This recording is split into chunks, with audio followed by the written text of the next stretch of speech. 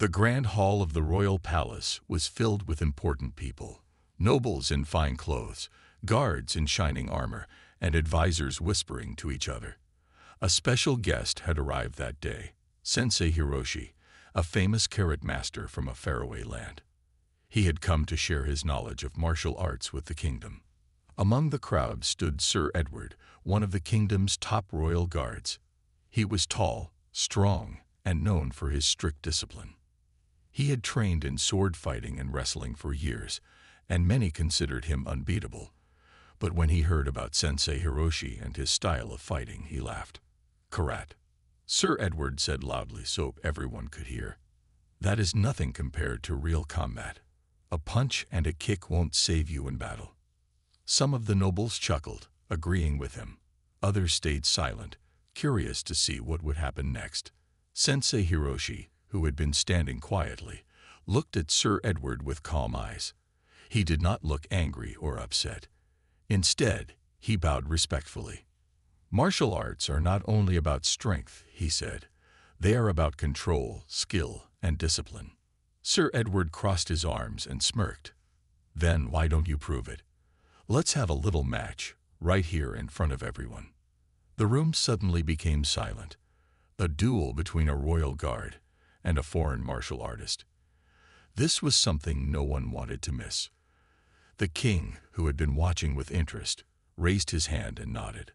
"Let it be a friendly match," he said. "A simple test of skill." The servants quickly cleared the center of the hall, making space for the two fighters.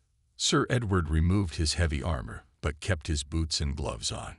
Sensei Hiroshi, dressed in his traditional white uniform, stepped forward with a relaxed stance. "I will let you strike first," Sensei Hiroshi said politely. Sir Edward grinned. A big mistake. He lunged forward with impressive speed, aiming to grab the karate master. But in the blink of an eye, Sensei Hiroshi sidestepped, barely moving but avoiding the attack completely. Sir Edward spun around, surprised, and tried again. This time, he swung his arm, expecting to catch his opponent off guard. But Hiroshi wasn't there. The royal guard's arm cut through empty air. The crowd gasped. Sensei Hiroshi had moved so smoothly that it looked effortless. Sir Edward's confidence wavered for a moment, but he quickly adjusted and rushed forward again. And then, it happened. Sensei Hiroshi stepped in at just the right moment, and with a quick but controlled movement, lightly tapped Sir Edward's chest with his palm. It was gentle, but the force behind it was perfectly placed. To everyone's shock, Sir Edward lost his balance and fell backward onto the floor. The entire hall was silent. The mighty royal guard, one of the strongest warriors in the kingdom, had been taken down in one single move. Sir Edward lay on the floor, his eyes wide with shock. The great royal guard, known for his strength and skill, had been knocked down with just a single move. A heavy silence filled the grand hall. No one spoke. No one even moved. Then, suddenly, whispers spread through the crowd. Some of the nobles covered their mouths in surprise. Others looked at each other, not believing what they had just seen. The king watched with deep interest.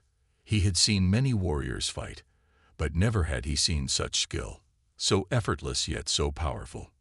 Sir Edward, still on the floor, clenched his fists. His heart pounded in his chest. He had trained for years, won countless duels, and defended the kingdom many times. Yet here he was, lying on the cold marble floor, defeated in mere seconds. Slowly, he got up. His face was red, not from pain, but from embarrassment. He looked at Sensei Hiroshi, who stood calm and peaceful, as if nothing had happened. The karate master gave a polite bow. "You are strong," Sensei Hiroshi said kindly, "but strength alone is not enough.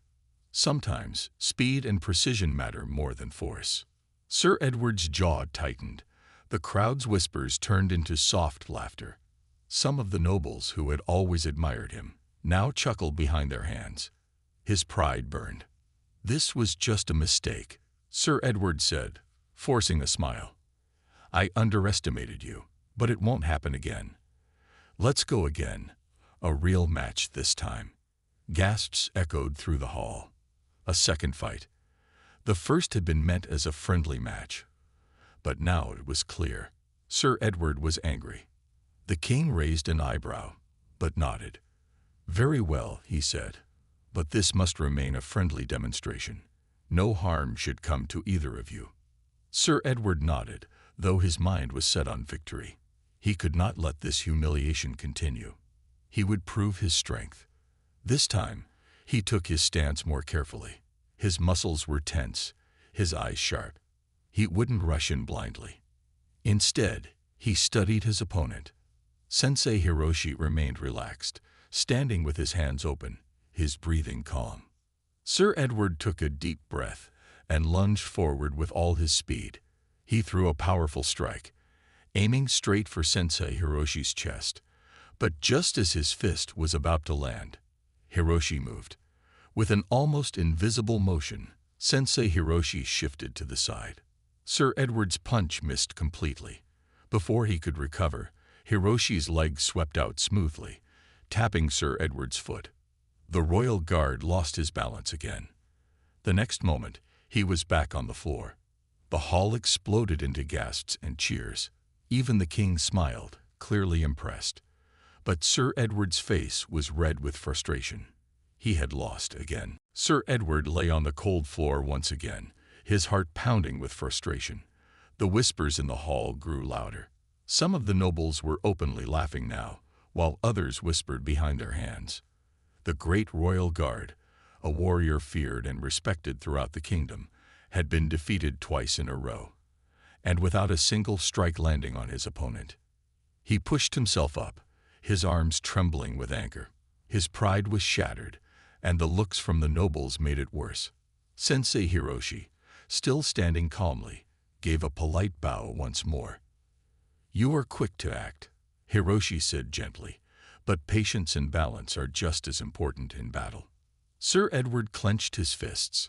He wanted to say something, to challenge him again, to prove that this was just luck. But deep inside, he knew this was no accident. Sensei Hiroshi had total control of the fight from the beginning. He had moved like water, flowing around every attack, never panicking, never struggling. He had seen every move before it happened. The king leaned forward on his throne, studying both men carefully. He had witnessed countless duels before. Knights clashing swords, archers competing in accuracy, wrestlers testing their strength. But this was different. "Hiroshi," the king said, his voice deep and thoughtful, "how did you defeat my guard so easily?" Sensei Hiroshi turned to the king and bowed respectfully. "Your Majesty, fighting is not just about strength or speed," he said. "It is about understanding movement, energy, and control. A warrior must not fight with anger or pride. Instead, he must be calm, focused, and patient. That is the way of martial arts." The king nodded, clearly impressed. But Sir Edward's frustration only grew. He was no fool. He knew he had lost fairly. But accepting defeat in front of the entire court was too painful. "Your Majesty," Sir Edward said quickly, turning to the king. With all due respect, that was a light demonstration. If this was a true fight, things would be different. The nobles gasped. Was he challenging Sensei Hiroshi again? Sir Edward turned back to the karate master, his eyes burning with determination. "Let's have one final match," he said firmly. "No holding back. A real fight." The court fell silent. Even the king seemed surprised by the request. Sensei Hiroshi looked at Sir Edward for a long moment, his face unreadable. Then, with a small nod, he agreed. "If that is what you wish," Hiroshi said, his voice calm. The king raised his hand. "Very well," he declared. "One final match. But let it be fair. And no harm shall come to either of you." The tension in the room grew thick. The final fight was about to begin. And this time, Sir Edward was prepared to give it everything he had. The grand hall was silent as the final match was about to begin. Everyone in the court leaned forward, eager to see what would happen next. Sir Edward took a deep breath, his muscles tense, his mind focused. This time, he would not rush in blindly. This time, he would not let himself be humiliated. Sensei Hiroshi stood across from him, as calm as ever. His posture was relaxed, his hands open, his breathing steady. He did not seem nervous or excited. It was as if he already knew how the fight would end. The king raised his hand. Begin. Sir Edward did not attack right away. He had learned his lesson. Instead, he circled slowly, studying Hiroshi's stance. He had to find a weakness. There had to be one. The nobles watched in anticipation. Unlike before, Edward was not acting out of anger. He was moving with more control, more patience, but so was Hiroshi. Then, in a sudden burst of speed, Edward attacked. He lunged forward, faster than before, throwing a powerful strike toward Hiroshi's chest. But just as before, Hiroshi stepped aside at the perfect moment. Edward's strike missed by mere inches. But this time, Edward had expected it. He quickly spun and threw another strike. It missed again. Sir Edward gritted his teeth and tried again, this time aiming for Hiroshi's legs. But Hiroshi jumped lightly, avoiding the attack like a leaf floating in the wind. The court gasped. Edward felt frustration creeping in. Why was nothing working? He had trained for years. He had fought dozens of warriors. How could this man avoid every attack so effortlessly? Then, before he could react, Hiroshi finally made his move. With a swift but gentle motion, he stepped in close and tapped Edward's arm. It wasn't a hard strike, just a light movement, but it completely threw off Edward's balance. Before he knew it, he was falling again. He hit the floor with a loud thud. The court erupted into gasps and cheers. Sir Edward could not believe it. He had given everything, yet he had lost again. But this time, he did not feel humiliated. He lay there for a moment, staring at the ceiling, breathing hard. Then, slowly, he sat up. The room fell silent as everyone waited to see what he would do next. Hiroshi extended a hand toward him, offering to help him up. For a moment, Edward hesitated. But then, he reached out and took Hiroshi's hand. The court burst into applause. The match was over, but something had changed. Sir Edward no longer looked at Hiroshi as an opponent. He looked at him with respect. For the first time in years, he had met someone who had truly defeated him, not just in skill, but in wisdom. Sir Edward gripped Sensei Hiroshi's hand as he stood up, his chest rising and falling with heavy breaths. The grand hall echoed with applause, but this time, it felt different. It was not just for Hiroshi's victory. It was for the moment of respect between the two warriors. Edward looked at Hiroshi, his mind filled with thoughts. For years, he had trained under the belief that strength and power were everything. He had spent his life mastering the sword, wrestling with knights, and proving himself in countless duels. But today, a man who did not use brute force had defeated him with grace, speed, and intelligence. The king rose from his throne, his face full of admiration. "That was remarkable," he said, "a display of not only skill, but of discipline and wisdom." Edward turned toward the king and bowed deeply. He had lost, but for the first time, he did not feel humiliated. He did not feel anger or shame. Instead, he felt curiosity. He turned to Hiroshi and spoke with sincerity. "I have spent my life believing that strength was the key to victory," he admitted. "But today, you have shown me something far greater."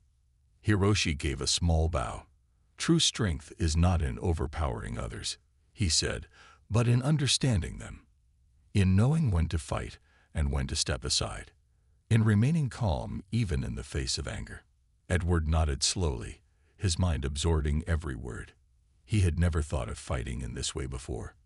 In his world, battles were about who struck the hardest, who endured the longest. But Sensei Hiroshi fought as if he were dancing with the wind. A thought formed in his mind, one that surprised even himself. He took a deep breath and, in front of the entire court, bowed deeply to Hiroshi. "Teach me," he said. "I want to learn your way." Gasps filled the room. The same man who had mocked Karat earlier was now asking to be a student. Some nobles looked shocked. Others nodded in approval, seeing the wisdom in Edward's decision. Hiroshi studied Edward's face for a moment. Then, with a gentle smile, he gave a slow nod.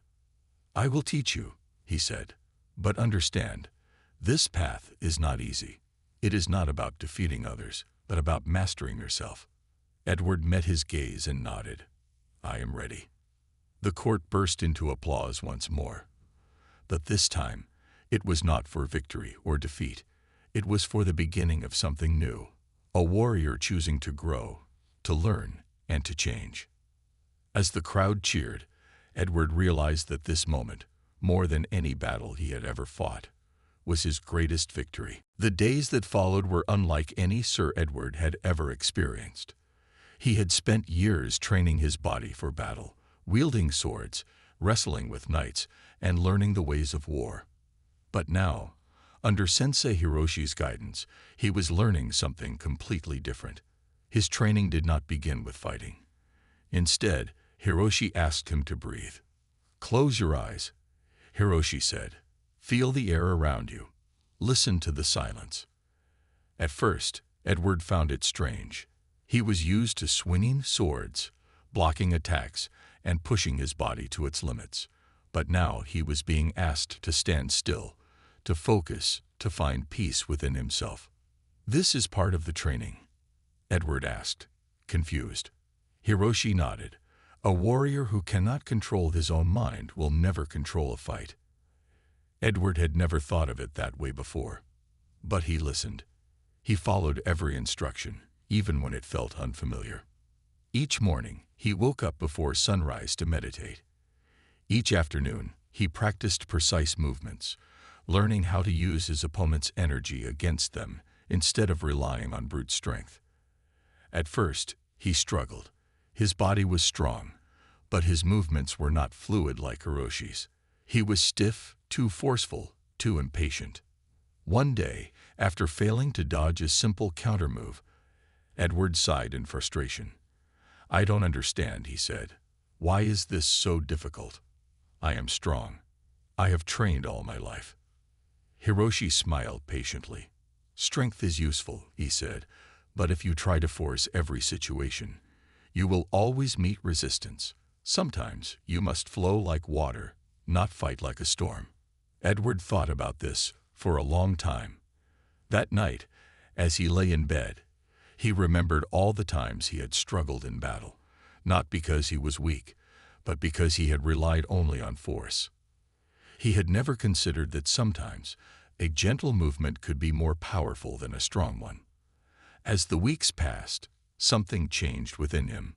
His movements became smoother. His mind became calmer. He no longer rushed into action blindly. Instead, he waited, observed, and reacted only when necessary. One afternoon, during practice, Hiroshi suddenly attacked.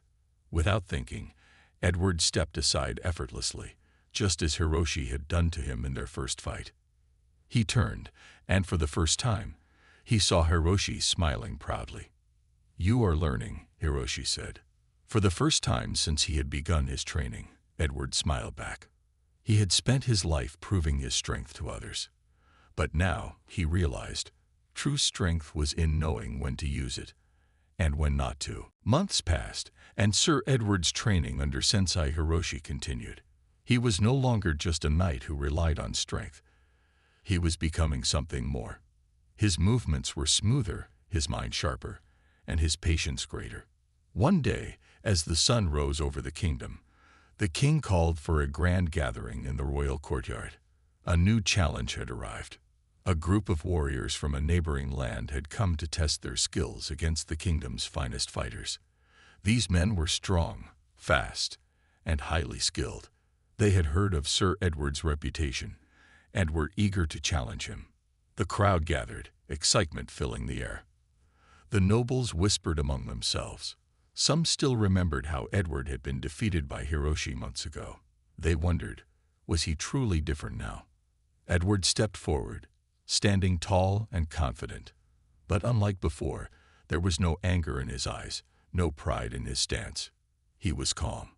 The first challenger stepped forward, a large man with broad shoulders and powerful arms.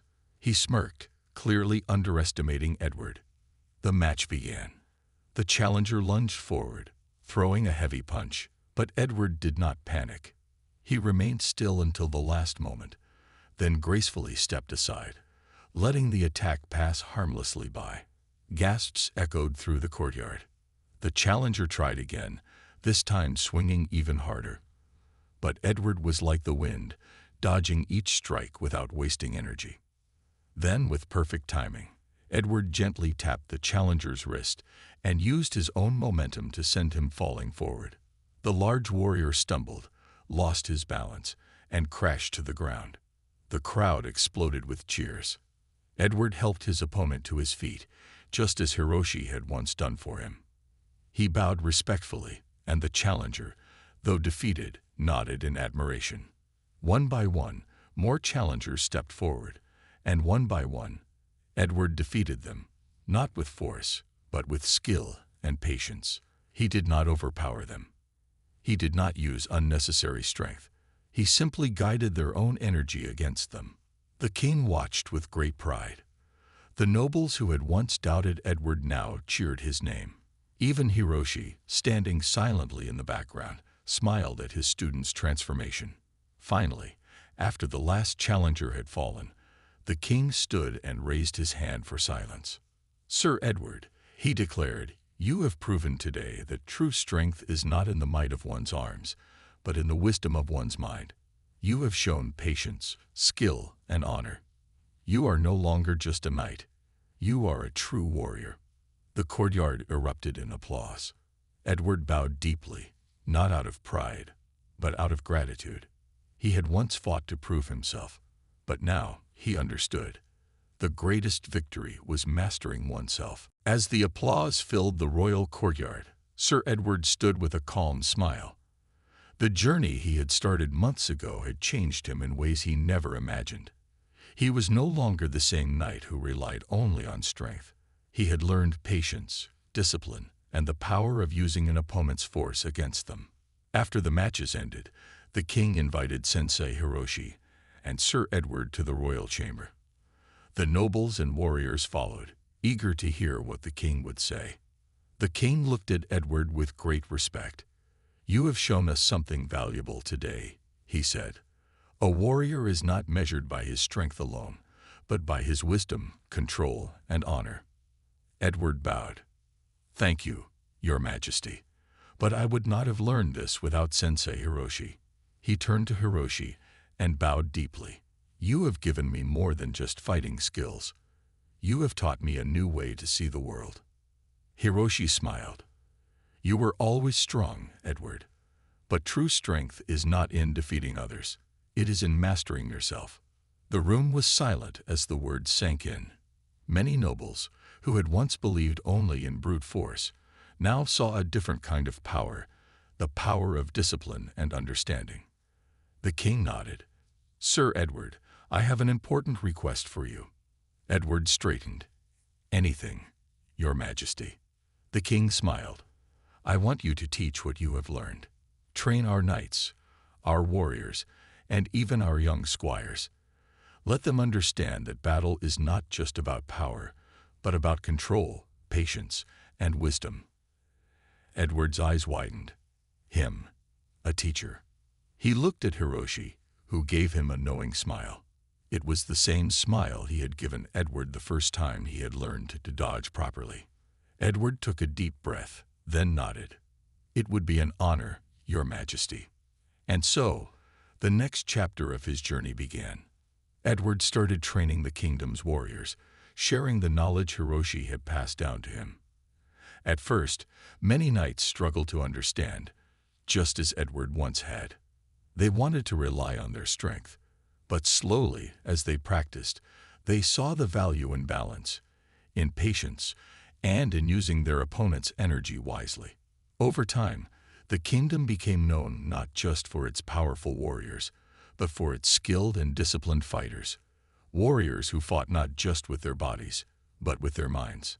And as Edward watched his students grow, he realized something important. the greatest victory was not in defeating others. It was in learning, growing, and helping others do the same. With a heart full of gratitude, Edward continued his journey, not as just a knight, but as a true warrior and a teacher of wisdom.